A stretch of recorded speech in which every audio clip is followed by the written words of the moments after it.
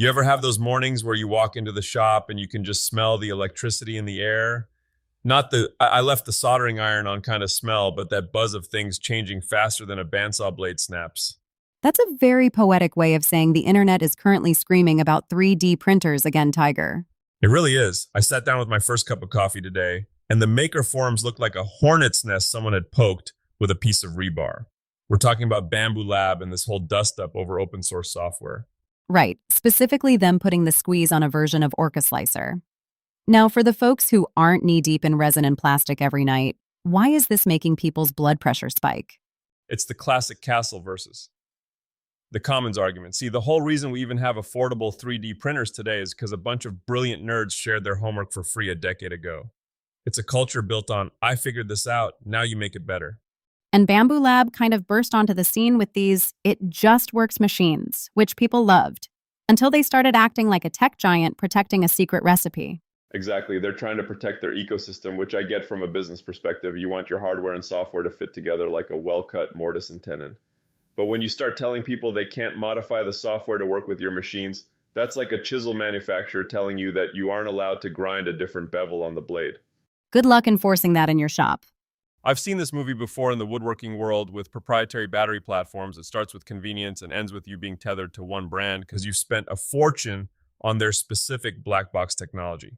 The takeaway here is to stay nimble. If you buy a tool that's locked behind a digital fence, you don't really own that tool. You're just leasing the right to use it. Speaking of owning your tools, let's talk about owning a career. We saw a post from a 19-year-old kid today, basically a blank slate, asking if the electrical trade is actually worth the sweat. He's been studying math formulas on his own for a year. Man, that kid has my heart. 19 is such a precarious age. You're old enough to feel the weight of the world, but young enough that a veteran foreman can still make you feel like you've got two left thumbs and no brain cells. He's worried about the grunt phase, the digging, the van organizing, the being the low man on the totem pole. Oh, the grunt phase is mandatory. It's the universe's way of checking if you actually want to be there. I remember my first month as a helper, I spent more time redirected by a shovel than I did touching a power tool. I felt like a highly trained pack mule. But you'd tell him to stick with it? In a heartbeat. Look, when you're 19, you think you're trading your time for a paycheck. You aren't. You're trading your time for a knowledge bank. Every wire you pull and every box you make up is a deposit. By the time that kid is 25, he's not just an employee. He's a walking, breathing set of solutions. He'll be able to walk onto any job site in the country and be the most valuable person there because he knows how the invisible skeleton of a building works. It's the ultimate job security. You can't outsource a blown circuit breaker to an AI in another country. Not unless that AI has a pair of linesman pliers and a very sturdy ladder. Let's pivot to the money. This blew my mind. Fortune Business Insights is saying the handicraft market is going to be worth over $1 trillion by 2025. A trillion with a T. That is a lot of birdhouses, Alex. It's more than birdhouses. People are starving for things that haven't been touched by a robot arm in a factory. They want the thumbprint in the clay. They want the slightly irregular grain in the walnut. It's the antidote economy. We spend all day looking at glass screens and plastic surfaces. When we get home, we want to touch something that felt the sun. But here's the trap most makers fall into. They treat their shop like a hobby and wonder why their bank account looks like a disaster zone. You're talking about the pricing trap. I see people on Etsy all the time selling things for basically the cost of the wood.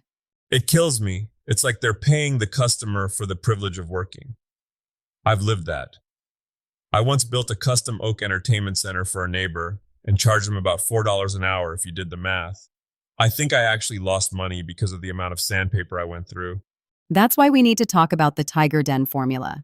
Break it down for the person who's scared to ask for what they're worth. It's basic survival math. Take your materials, and I mean everything, even the glue and the finish. Add your labor at a rate that actually pays your rent, and add your overhead. That's your base. Multiply that by 2 to get your wholesale price. Then, and here's the part that makes people's palms sweaty, multiply that by 2 to get your retail price. People are going to hear that and think, no one will pay that for my cutting board. Then they aren't your customer. If you're competing with the big box stores on price, you've already lost. You're competing on the story, the quality, and the fact that you're a human being who obsessed over the joinery. If the math doesn't make you feel a little bit uncomfortable when you say the number out loud, you probably aren't charging enough. So, if someone is listening to this and they've got a free Saturday coming up, where should they start? We've got 3 levels on the blog today. If you're just starting to get some sawdust in your lungs, go for the custom cutting board. It's the gateway drug of woodworking. It teaches you everything: how wood moves, how grain reacts to moisture, and most importantly, how to fix a gap when your cuts aren't perfectly square. Believe me, I fixed enough gaps with sawdust and glue to fill a silo. And for the intermediate folks? Lean into the community. Check out the Sunday Night Live replays. There's something visceral about watching a pro hit a snag in real time and seeing how they pivot. You don't learn craftsmanship when things go right. You learn it when the wood splits or the weld doesn't take, and you have to find a way out of the woods. And the hero project, the gaming table? That's the big mountain. If you want to be the legend of your friend group, build the gaming table. You're combining upholstery, maybe some LED electronics, and some serious structural joinery. It's a project that tests your patience more than your tools. It sounds like a lot of potential for what you call involuntary learning moments. Oh, you'll have plenty of those. I remember trying to install a hidden chip drawer in a table once. I measured it 4 times, cut it once, and it still fit like a foot in a glove that's 3 sizes too small. I spent 6 hours sanding a piece of wood that was never going to work. But you finished it. Eventually, and that's the whole point of the TigerDen, isn't it? Whether it's 3D printing, wiring a house, or building a business, you're going to walk into your shop and find a problem you didn't have yesterday. The craft isn't about avoiding the mess.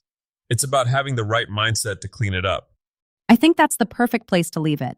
Whether you're 19 and holding a multimeter for the first time, or you're trying to figure out why your slicer software is acting up, just stay in the game. Exactly. Don't let the technical stuff intimidate the soul out of your work. Tools change, software updates, and markets shift, but the feeling of holding something you made with your own 2 hands, that's the one thing they can't automate. Well said. We'll see you all in the shop. Keep the blades sharp and the spirit curious, folks.